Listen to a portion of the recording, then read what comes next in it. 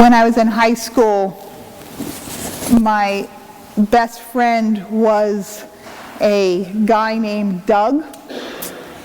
And Doug, at least to my mind, excelled in all ways.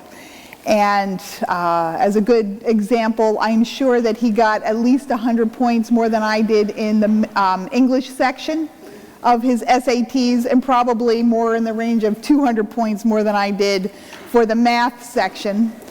And he was tall, and he was pretty good looking, and he came from a nuclear family where the parents had a loving relationship and everything was going beautifufully, and it was supportive and all that sort of thing. Didn't come from a home like mine.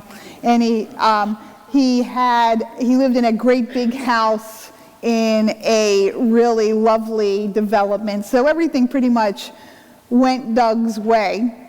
And but the thing that made us friends, you'd think that would make it difficult for us to have anything in common. The thing that made us friends is that, at least to my mind, we were both the funniest people in the class.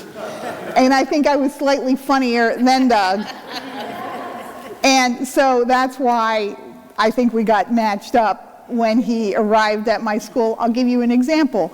We were getting bored in our history teacher's class at one point. We were in the middle of the Vietnam War, and we were just falling asleep in class. So one day after history class during lunch, Doug and I cooked up this idea that we should come early to the class the following day and decorate it for a party, and that I should bake a birthday cake for the teacher. And when Rocco came in, my entire class would turn on the lights and yell, "Happy birthday, Rocco!" We had no idea when his birthday actually was, but we figured that that would be, that would work well. And so that's exactly what we did. So next day rolls around, we decorated the whole class, and Rocco comes in to teach more about the Vietnam War, and we throw on the lights, and we're like, "Happy birthday, Rocco!" And he's confused because it's not his birthday, and we're like, "Oh, it's not your birthday? Oh!" And we try to look downcast and sad, so Rocco goes, "Oh, whatever, let's have a party." So we ate the cake, and hung out, and listened to music, and sat on his desk, and played around, threw paper airplanes. And then after that was a great victory in our lives. That day at lunch, I sat next to Doug, and I said, "You know what would be funnier than having had that birthday party today in Rocco's class?" The answer, "What?" And I said, "Doing the exact same thing tomorrow." Which we did. I went and I baked another cake, and we redecorated the room and did the exact same thing. And it was great. I was right. It was really funny. And we got away with at least half of the class. So that's why, I felt like, even though Doug had all this other stuff going on, I felt that, at least in terms of social popularity, I was his peer. But there are ways that every once in a while, to be funny, that Doug would use my actual lesser status in the world to kind of, like if you're in a pool when you take somebody's head and you dunk it under when you're playing with them.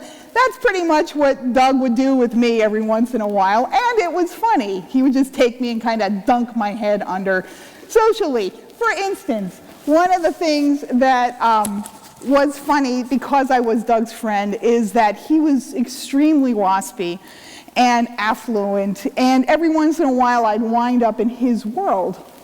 And one of those times happened to be when, I can't remember why, I happened to be in the parking lot with him at his family's country club, which was just even the idea. Doug was the one who introduced me to even the idea of a country club.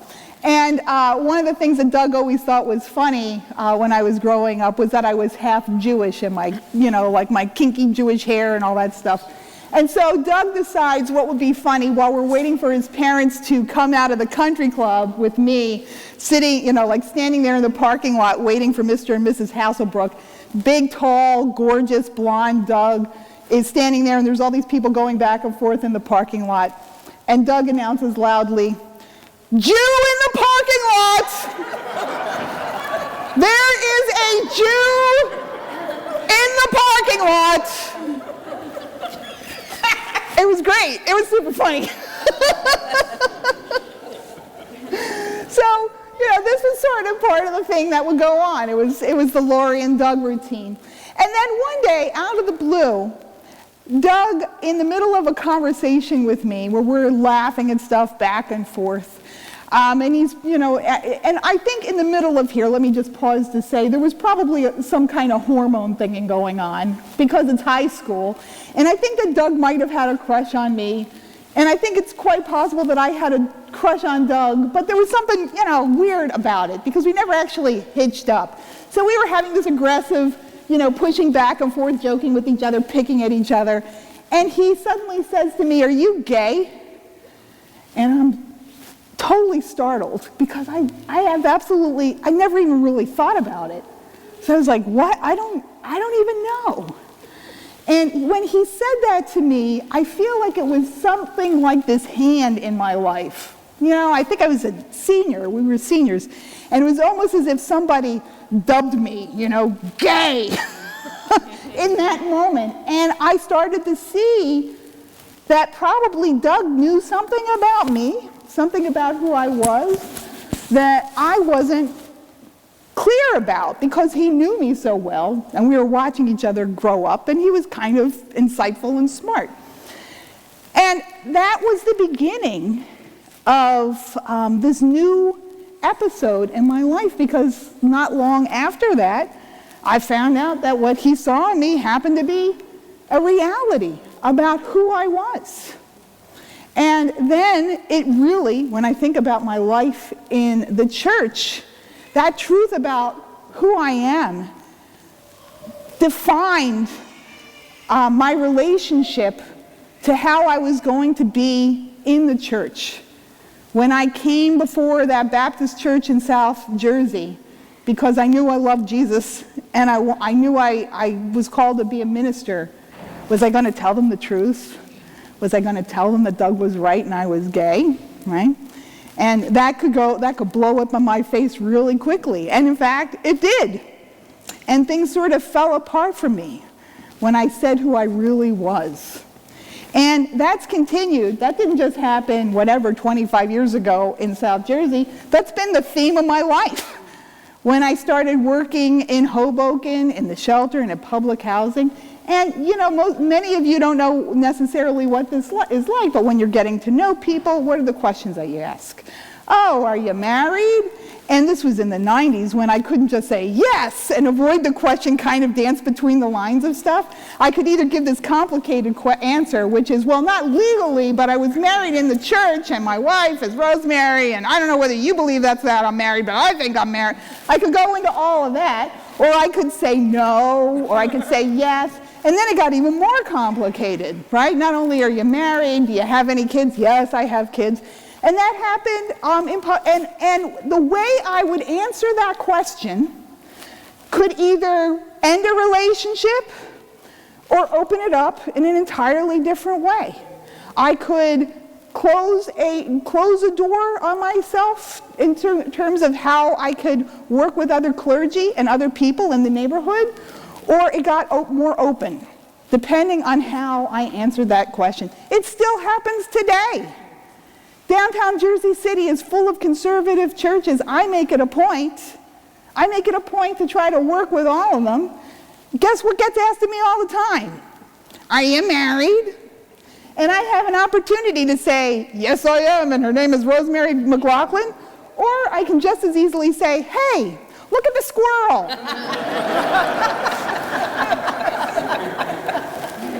And depending on what I ate for breakfast and how much sleep I got the night before, frankly, it could go either way. Depends.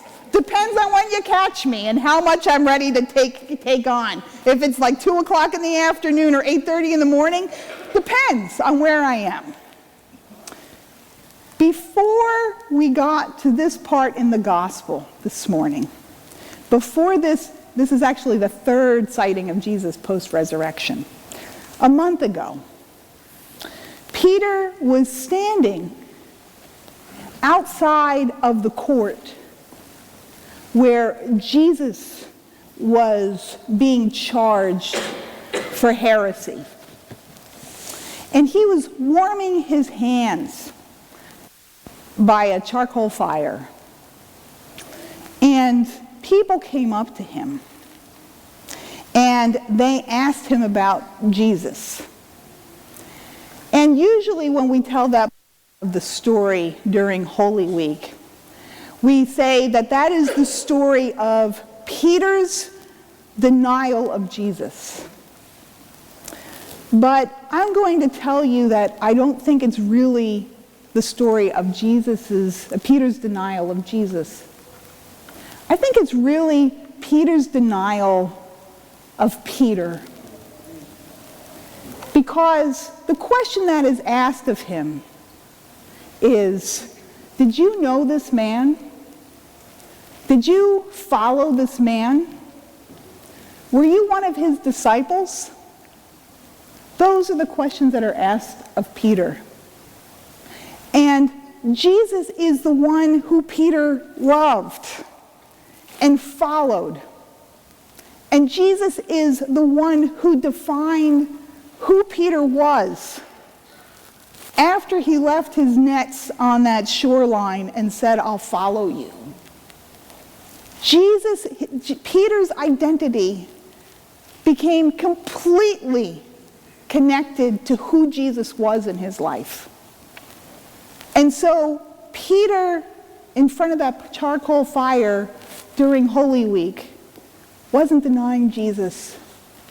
He was really denying the thing that gave him life. He was denying himself. And so we come to this third story of resurrection. And Peter has been walking around for a month with unbearable weight, this millstone around his neck, of having denied the truth and the core of his identity, the thing that gave him life. And he decides he doesn't really know what else to do, so what he's going to do is he's just going to go back to what he used to do before he knew Jesus, which was he just went to go fishing. And his friends go along with him, and they go back in the boat, and Peter is trying to reclaim the life he had before he knew Jesus. It's fruitless. He can't catch anything. There's nothing going into the net. No matter how he tries, there's no life for him going backwards to his life before Jesus. And then there's this person who the gospel tells us is Jesus. We know it's Jesus, but the disciples don't yet know who it is. And he's standing off on the shore looking at the disciples with their empty net. And he calls out, "Children, have you caught any fish?" And Peter just rolls his eyes and says, "No, been out here all night. It's kind of hopeless, can't catch anything." And the man on the shore says to Peter, "Peter, throw your net over on the other side of the ship." And the disciples throw their net over on the other side of the ship. And it gets so filled with fish that they can't even pull the net up onto the boat because it's way too heavy. And that is the moment in the story when disciples realize that the person on the shore is Jesus. Because the way you know it's Jesus talking to you is that he brings abundant life. He's the one that fills you up to bursting with real life. And And John's gospel has made this clear over and over again, beginning with the first miracle, the wedding of Cana in Galilee. Every place that Jesus goes in your life, there's abundance. And so that's how they recognize who he is. And I love that whole slapstick, this is so Peter, the slapstick routine where he realizes it's Jesus and he'd been naked because he'd been out fishing all night. And then he sees it's Jesus and he wants to get himself dressed up for the moment. And he puts on his clothes and then he jumps in the water. It's so Peter. There he goes, gets dressed, jumps in the water, swims out to Jesus. And when he gets to the shoreline, there's another coal fire. The last time that Peter was in front of a coal fire was when he was warming his hands outside of the courtroom and denying that he ever had any connection to Jesus. I'll bet the smell and the sensation of that coal fire standing before the resurrected Christ just waved over him. And Jesus asks Peter this question. Peter, do you love me? I'm going to tell you again that this question, do you love me, is not so much a question about who Jesus is, but about who Peter is and his real self and what defines his real self. And Peter says, yes, Lord, I love you. You're who I really am.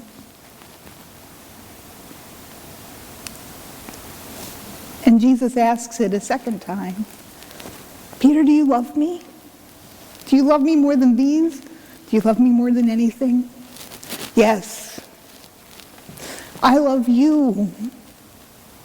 You define who I am. My love for you is who I really am. You bring me real life. And he asks him a third time, Peter, do you love me? And Peter is able to say again, even though it hurts, yes, Lord, I love you. Because it was three times last month that Peter denied his knowledge of who Jesus was. And I'm going to tell you that this moment between Peter and Jesus isn't Jesus judging Peter. It's Jesus walking Peter back through his denial of himself, taking him back to who he really was. So there is no judgment here. There is actually an opportunity that Jesus is giving Peter to reclaim who he really was. And he denied who he was 3 times. And he found out when he finished denying who he really was, there was no more life left for him. His life was useless. He saved his life, but he lost it. And so, when Jesus invites Peter to confess his love 3 times, what he's doing is he's bringing Peter back into being alive. And by the way, that's what forgiveness is. Forgiveness is inviting us back into real life. And the way that God glorifies God's self is by the individual human being becoming fully and completely alive. I was at 2 retreats this weekend. One was one that I was leading for our vestry, and then the other one, and that was in West Park, New York. And then the other one was preaching at a women's alcohol and addiction recovery weekend that my friend Robert Greiner was leading over in the Poconos. And I wouldn't have done it if Robert hadn't taken us to Panama. You know, our little group to Panama. I felt like when he called me and asked me if I could do it, I felt like it was The Godfather. You know, I've come to reclaim my favor. You know, that's how I felt. But I got there, and I'm so glad that I went, because what I wound up talking to the women in that room about were all of the names that they had been given that brought them into that room. And all of the ways they'd been defined by either a mistake they'd made or a hurt or a wound.